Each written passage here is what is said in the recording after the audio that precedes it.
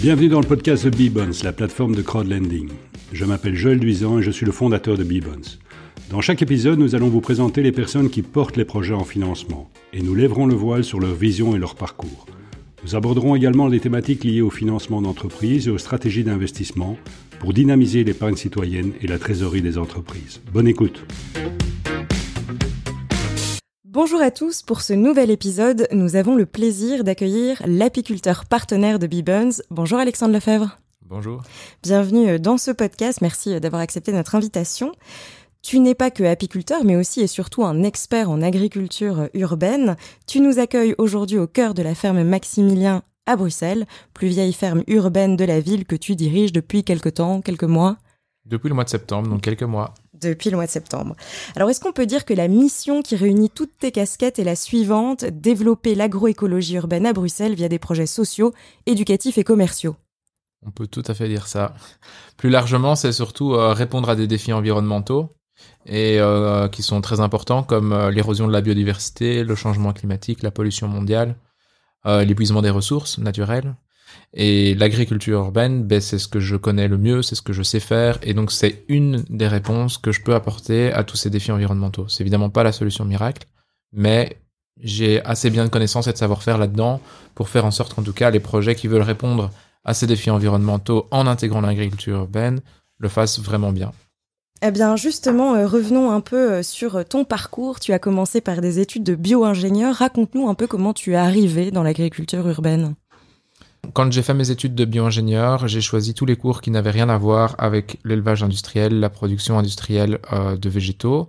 Et donc, je me suis orienté vers tous les cours qui étaient liés à la bioéthique, au marketing, aux droits liés au droit rural, aussi tout ce qui était lié à l'horticulture. Et dans tous mes travaux d'étudiant, mon mémoire, etc., j'ai essayé de développer des projets innovants par rapport à la bio-ingénierie et à l'environnement. Et mon travail de fin d'études, je l'ai fait sur un système aquaponique, donc production de poissons et de plantes, assez particulier parce que l'objectif c'était, plutôt que de produire des poissons et des plantes, c'était d'utiliser le principe de l'aquaponie pour épurer des piscines biologiques. Et donc on voulait intensifier le système de lagunage qui permet d'épurer l'eau avec un projet assez innovant. Et donc c'est comme ça que je me suis introduit dans le monde des murs végétaux, de la végétalisation des villes et puis de l'agriculture urbaine. Je me suis engagé dans différents projets associatifs. Tu es au plus proche des personnes qui souhaitent opérer un changement et s'impliquer dans l'agriculture urbaine. Selon toi, est-ce que la sensibilisation ou l'intérêt porté à l'environnement et sa place en milieu urbain s'est renforcé ? Oui, ça s'est fortement renforcé. Premièrement parce qu'il y a une prise de conscience que les problèmes dont j'ai parlé au début, tout le réchauffement climatique, c'est vraiment là qu'il y a la plus grosse publicité, mais évidemment que l'érosion de la biodiversité, l'épuisement des ressources, etc., la pollution mondiale, c'est des choses qui interpellent. On le voit notamment avec la pollution du plastique dans les océans, etc. Ça commence à vraiment à rentrer dans les têtes de la population, des entreprises et des collectivités publiques, tout en même temps, où avant c'était seulement les personnes assez engagées qui étaient convaincues qu'il y avait un problème. Et depuis que c'est rentré dans les têtes de chacune, il y a aussi cet engouement de vouloir faire quelque chose qui ressort. Et on le voit de façon très claire quand on voit des jeunes qui décident de plus aller à l'école tous les vendredis pour manifester dans la rue. Donc ça, c'était juste avant le Covid. Que voilà, ça traversait bien plus que les milieux militants. Et donc ces jeunes manifestent, mais en même temps, les entreprises comme Beebonds ou comme d'autres s'intéressent aussi à tout ce qui va permettre d'avoir une justice climatique et sociale, comme on dit, mais pas seulement sur le climat, sur plein d'autres choses. L'économie circulaire dans le milieu de la construction, etc., c'est des choses qui sont maintenant presque banales, alors qu'il y a encore quelques années, c'était juste les ovnis qui faisaient ça. Donc on voit que ça bouge, et chez les politiques, ça bouge aussi. Ça devient vraiment des thématiques prioritaires.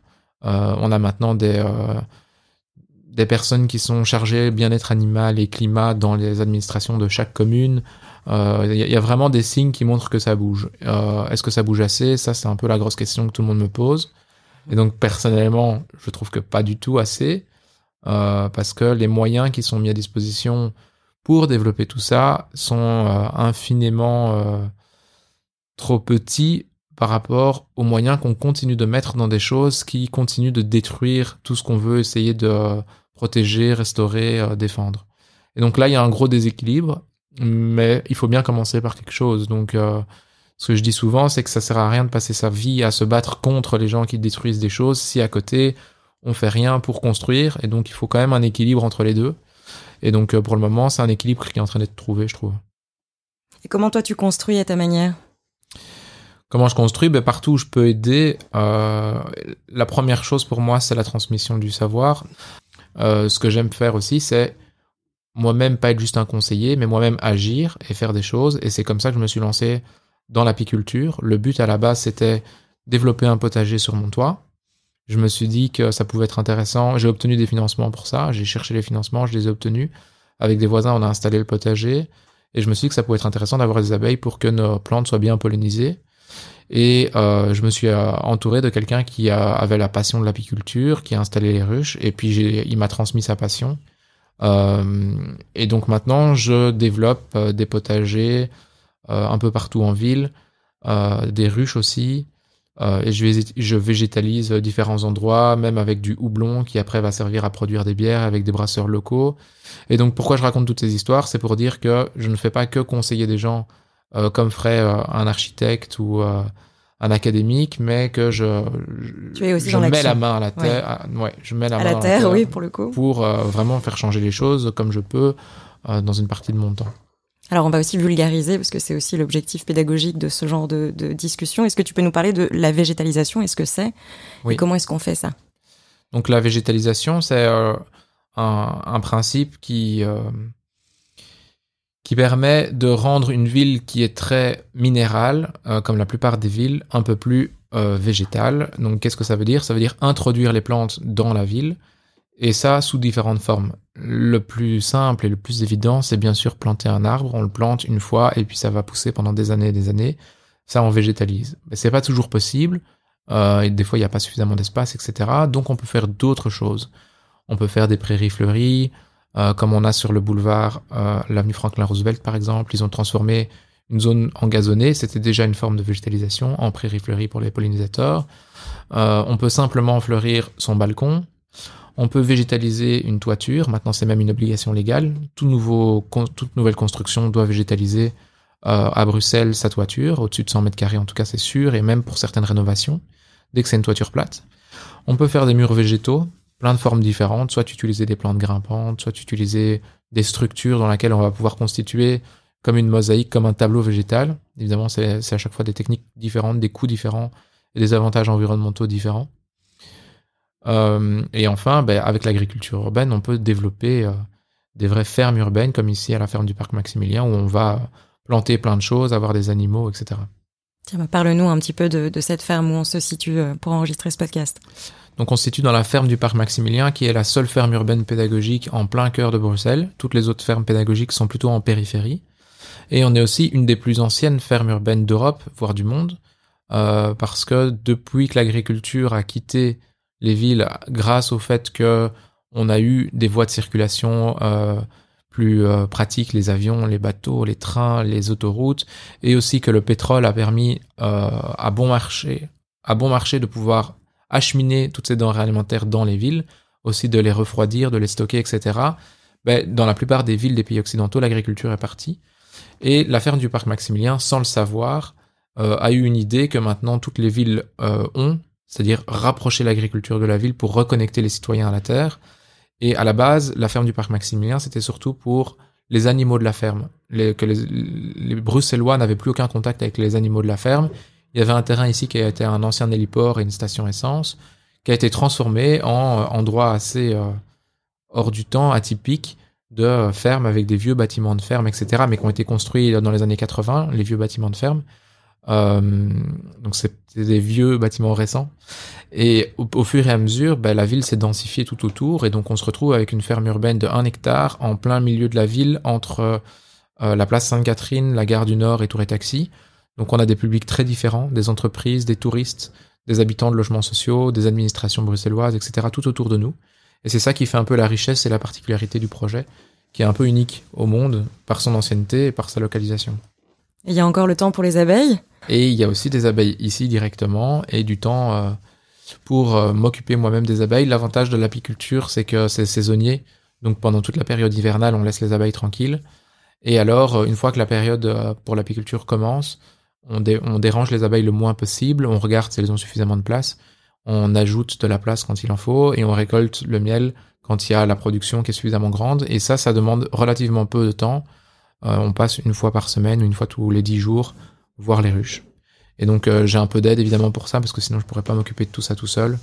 Et donc heureusement j'ai un partenaire qui travaille avec moi. Justement, on va en parler. En 2016, tu as fondé un projet, YouKeepers, avec un associé qui œuvre pour le développement d'une apiculture bruxelloise respectueuse des abeilles et de l'environnement. Alors le cœur de votre activité, c'est l'économie circulaire, l'alimentation locale et le durable, mais aussi la sensibilisation à la protection de l'environnement. Parle-nous de ton rapport aux abeilles et à l'apiculture. Mais donc, comme j'ai expliqué, moi, la première raison qui m'a mené à l'apiculture, c'était pour aider un potager sur un toit où je me suis dit qu'il n'y aura pas suffisamment de pollinisation. Donc, je me suis dit, je vais renforcer le nombre d'abeilles dans mon quartier pour polliniser mon potager sur toit. Ça, c'était en quelle année ? Ça, c'était en 2016. Ok. Et donc, on a fait ça. Ça a très bien fonctionné. On a produit plein de courgettes. C'était super. Et on a produit beaucoup plus de miel que nécessaire pour nourrir les habitants de l'immeuble, donc 119 appartements. On a produit beaucoup plus de miel que ce que les habitants consomment, donc on a commencé à fournir les petits magasins du coin, les petits restaurants, etc. Et puis je me suis rendu compte que non seulement on avait une quantité qui était largement supérieure aux besoins, mais en plus on avait une qualité qui était largement supérieure à ce qu'on peut trouver, même sur les petits marchés, et certainement dans les supermarchés. Et comment tu expliques ça ? Ça s'explique après coup, je le comprends. C'est-à-dire que le miel, c'est un des produits alimentaires les plus contrefaits du monde. Donc on peut estimer que 1/3 à 2/3 du miel est en fait du faux miel. Donc en Chine et ailleurs, on arrive à produire du miel à base de différents assemblages de différents sucres, avec un tout petit peu de pollen, un tout petit peu d'arôme, un tout petit peu de vrai miel. On arrive à reproduire un miel presque à l'identique, et seules quelques analyses un petit peu coûteuses en laboratoire permettent de déceler que c'est du faux miel. Et par contre, ce qui permet de déceler aussi, c'est le goût. On sent la différence tout de suite. Pourquoi du coup à Bruxelles on a un meilleur miel? C'est que déjà quand on connaît l'apiculteur qui produit le miel, à moins que ce soit vraiment un gros charlatan, il y a peu de chances qu'il ait acheté du miel chinois pour vous le refourguer. Ça, c'est, à ma connaissance, ça n'existe pas à Bruxelles. Je connais personne qui fait ça. Mais par contre, dans les marchés internationaux, évidemment, c'est très courant. C'est même presque la norme. Donc ça, c'est une chose. Déjà, la sécurité. Ça, c'est le principe un peu du circuit court. Dès qu'on est en circuit court, on a beaucoup plus de garanties sur la qualité de ce qu'on consomme. Et l'autre chose, c'est qu'à Bruxelles, on a une ville qui est paradoxalement très verte, grâce à la forêt de Soignes, à différents espaces verts, aux intérieurs d'îlots. On est une capitale européenne assez importante, avec quand même beaucoup de maisons qui ont aussi des jardins, alors que dans d'autres grandes villes comme Madrid ou New York ou Hong Kong, c'est que des appartements, donc il y a peu de place pour la végétalisation. Et ce qui fait qu'on a des fleurs et des plantes, des arbres très nombreux, avec des variétés très différentes, et du coup ça fait une ressource en nourriture qui est fort étalée sur toute l'année, et qui est très riche. Et donc on peut avoir un miel proche du Palais Royal qui va avoir un goût complètement différent qu'un miel de la place Stéphanie, ou un miel des casernes d'Ixelles, ou un miel ici de la ferme du parc Maximilien.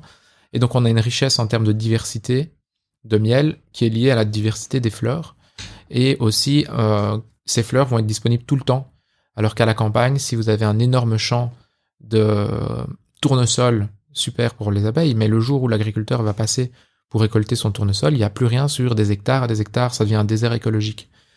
Une autre fleur qui peut être géniale, c'est le thym ou la lavande dans le miel, etc. C'est assez recherché. Mais là, c'est la même chose à partir du moment où ces champs vont être complètement récoltés, ou simplement ils ne sont pas récoltés, mais la floraison va s'arrêter. On va se retrouver avec des énormes espaces, des énormes champs où il n'y a plus de ressources en nourriture pour les abeilles. Et donc ces monocultures, comme on appelle, elles sont négatives pour l'environnement de manière générale, et pour l'apiculture, ça c'est sûr en particulier. En plus de ça, s'ajoute le fait qu'à Bruxelles, on a une interdiction de l'utilisation des pesticides dans beaucoup de communes. Enfin maintenant, je pense que c'est toutes les communes, mais ça s'est fait au fur et à mesure. Et donc on a un impact sur le miel en termes de éléments toxiques qu'on peut retrouver dans le miel, qui est vraiment plus faible.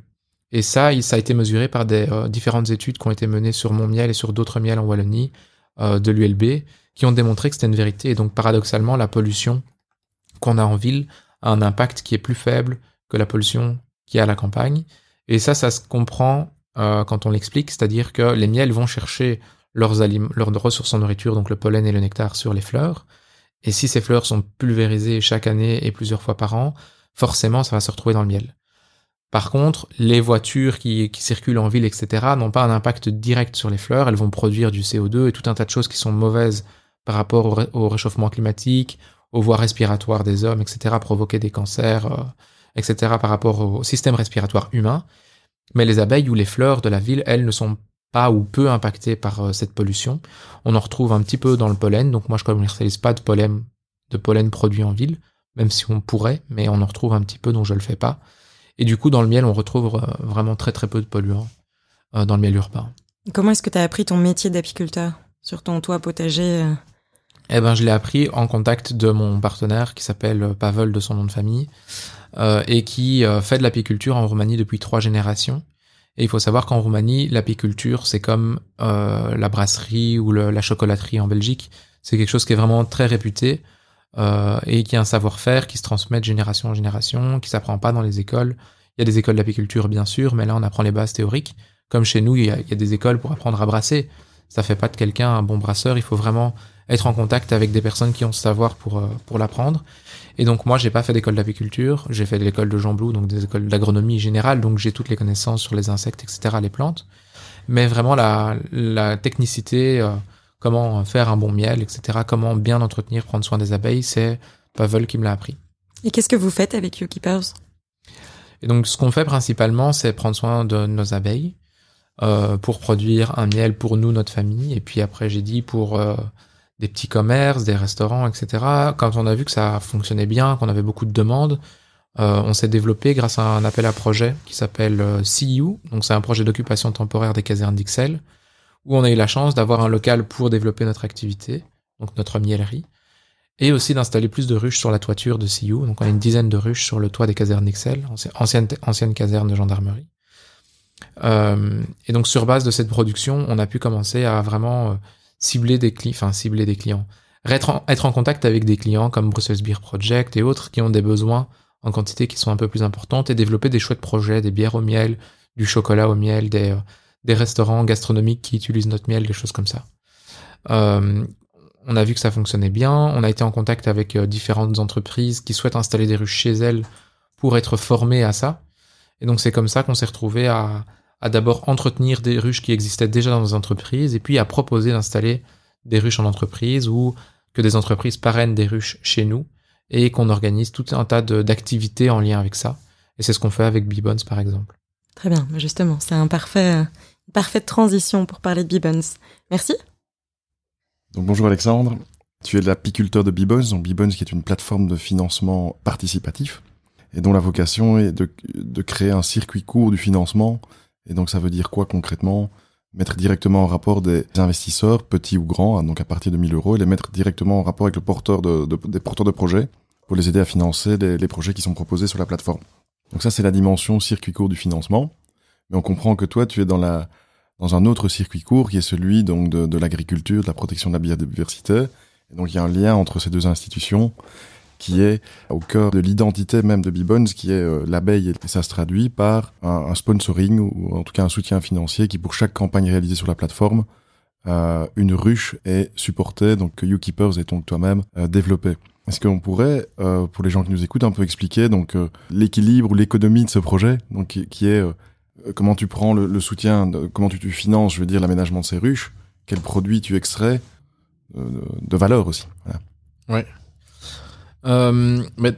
Il faut savoir que dans tout projet agricole, la production alimentaire, surtout quand c'est à petite échelle, ça a une très faible rentabilité. Parce que c'est lié aussi au fait que le budget des ménages pour l'alimentation, la proportion du budget des ménages pour l'alimentation a fortement diminué ces dernières années, ces dernières décennies, on va dire même.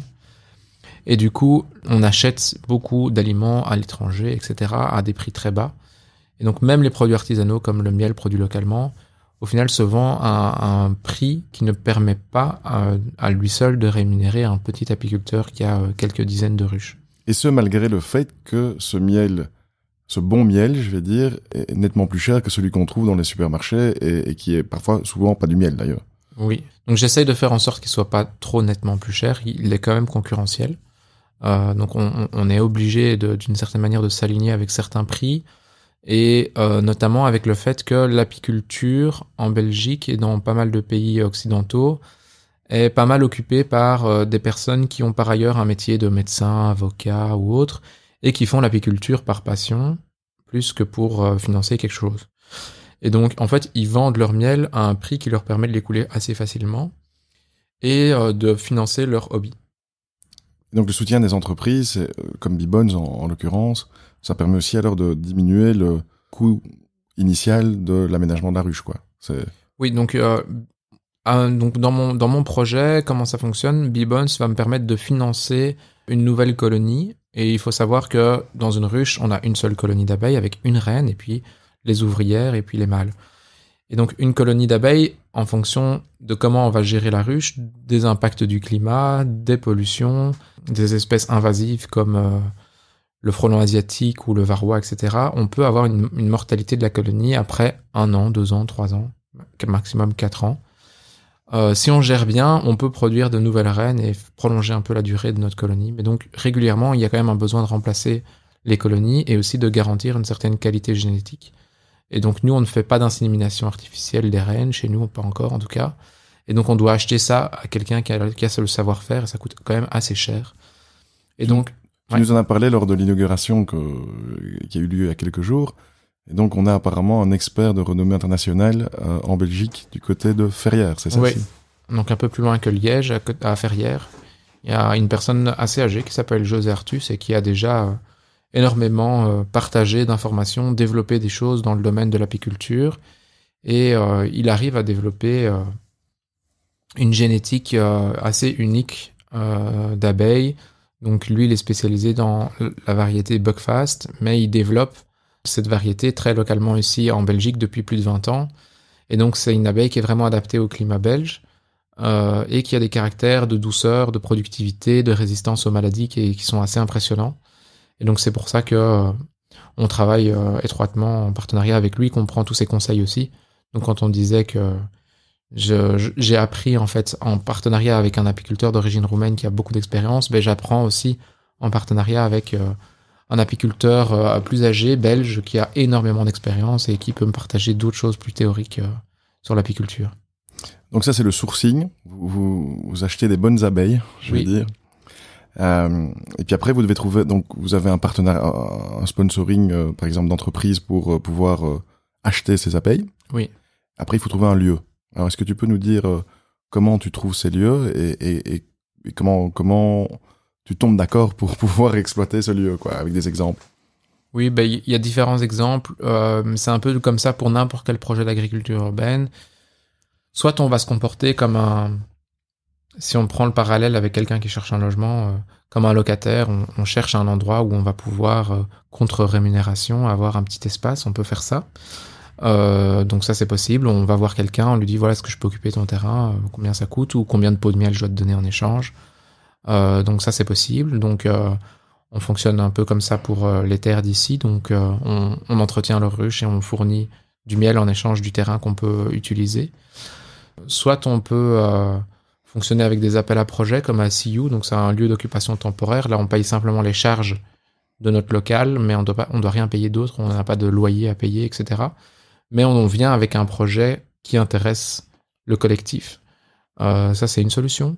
Et puis la dernière solution, c'est on est carrément payé pour venir installer les ruches dans un endroit. Et ça, c'est le cas, par exemple, pour l'hôpital du Chirec, où on propose tout un service d'accompagnement, d'entretien, de formation, et on fournit du miel qui est garanti chaque année. Et ça permet évidemment de rentabiliser notre activité plus que la vente du miel, où j'expliquais que la marge sur un pot de miel, c'est quand même relativement petit, même si on vend notre miel un peu plus cher que du miel de grande surface ou le miel d'un amateur. On a aussi, comparé à un amateur, tout un tas de frais, de TVA, etc., des choses à payer, qui font que la rentabilité est difficile à obtenir pour payer des heures et des heures de travail. Donc on a compris, c'est une activité qui est avant tout dirigée par une forme d'idéal ou de conviction, et pas uniquement de rentabilité et de profit, quoi. Tout à fait. Il n'y a aucune volonté de maximiser le profit dans le projet YouKeepers, et il n'y a pas de possibilité non plus, parce que ça n'aurait pas de sens d'installer 1200 ruches dans Bruxelles, YouKeepers. Là, il y aurait une trop grosse pression sur l'environnement, c'est pas le but. Et aussi, le but n'est pas de tirer profit de l'image de l'abeille pour gagner un maximum sa vie. C'est plutôt d'installer des ruches là où ça nous paraît pertinent et de produire un aliment de qualité qui autrement devrait être importé de très loin et de très mauvaise qualité. Alexandre, merci beaucoup. On te dit rendez-vous l'année prochaine pour l'inauguration des ruches de la prochaine saison. Merci beaucoup de nous avoir accueillis ici à la ferme Maximilien et pour tout le travail que tu fais au quotidien pour améliorer notre environnement. Merci à toi et à ton équipe. De rien. Au revoir. Au revoir Alex. Merci d'avoir écouté ce podcast. Rendez-vous sur la plateforme bebuns.com pour créer gratuitement votre compte investisseur. Bebuns vous permet d'investir directement dans les entreprises via des émissions obligataires sans frais d'intermédiaire. Vous pouvez obtenir un rendement d'intérêt annuel brut moyen de 7,7%. Les obligations offertes constituent des instruments de dette. Faire un prêt à des PME vous expose à la perte totale ou partielle de votre investissement. Pour les personnes physiques résidentes fiscales belges, les intérêts perçus sont soumis à un précompte mobilier libératoire de 30%. Avant d'investir, veuillez lire la note d'information relative au projet. Enfin, pour chaque campagne, Bebuns sponsorise une ruche pour soutenir la biodiversité.